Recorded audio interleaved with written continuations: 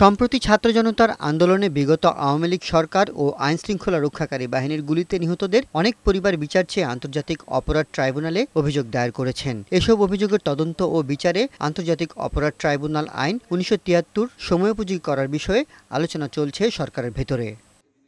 এমন বাস্তবতায় আইন বিশেষজ্ঞ ও বিশিষ্টজনদের সঙ্গে বিদ্যমান আইনের সংশোধনের উদ্দেশ্যে এই মতবিনিময়ের উদ্যোগ নেয় আইন মন্ত্রণালয়। এতে গণহত্যায় নেতৃত্ব দেয়া কোনো রাজনৈতিক দলকে ১০ বছরের জন্য নিষিদ্ধ করা সহ ৮ দফা খসড়া প্রস্তাব তুলে ধরা হয় মন্ত্রণালয়ের পক্ষ থেকে।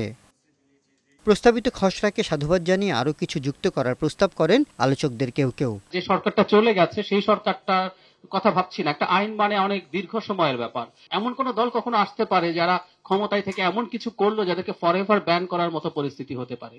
আর কোন শাসক যেন না ভাবে যে আমি এইভাবে করে গণহত্যা চালিয়ে আমি পার পাবো, সেইটার জন্য অ্যাকচুয়ালি জুলাই এবং আগস্টে যা হয়েছে তার অত্যন্ত কড়া শাস্তি হওয়া উচিত। তবে রাজনৈতিক দল নিষিদ্ধ সহ বেশ কিছু প্রস্তাবে দ্বিমতও আসে আলোচনায়। যারা অভিযুক্ত হবে তারাও যাতে ন্যায় বিচার পাবে, এবং সেই প্রেক্ষিতে আমার মনে হচ্ছে আপনারা যে একটা ওপেন জাস্টিসের ব্যবস্থা রাখার চেষ্টা করেছেন এই সংশোধনীর মাধ্যমে, সেটা অন্য সকলের মতে আমি সাধুবাদ সেটাকে জানাচ্ছি।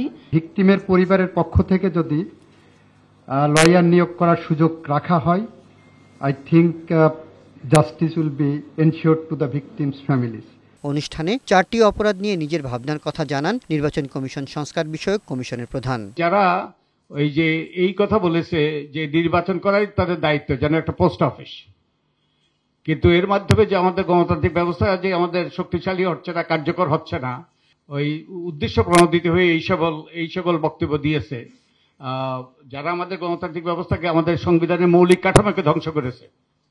এবং এটা যদি না হইতো তাহলে কিন্তু এই গত কয়েক মাসের ঘটনাগুলি ঘটতো না। স্বচ্ছ ও গ্রহণযোগ্য বিচারের জন্যই আইন সংশোধনের উদ্যোগ বলে জানান সরকারের 2 উপদেষ্টা।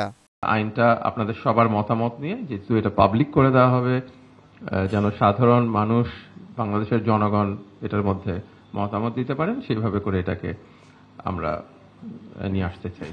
যে আমাদের যে একটা টোটাল টিম কাজ করছে, আমাদের প্রসিকিউশন টিম যে থাকবে, তারপর আমাদের যে জাজরা থাকবে, আমরা ডেফিনেটলি আমাদের সরকারের পক্ষ থেকে চেষ্টা থাকবে সবচেয়ে যোগ্য, সবচেয়ে নিরপেক্ষভাবে স্বাধীনভাবে কাজ করতে পারে ওরকম ব্যক্তিত্ব আছে, এরকম লোকজন এখানে থাকবে। রাজনৈতিক দল নিষিদ্ধ করা সরকারের লক্ষ্য নয়, জুলাই আগস্টের গণহত্যার ন্যায় বিচার নিশ্চিত করাই লক্ষ্য বলে জানান তারা।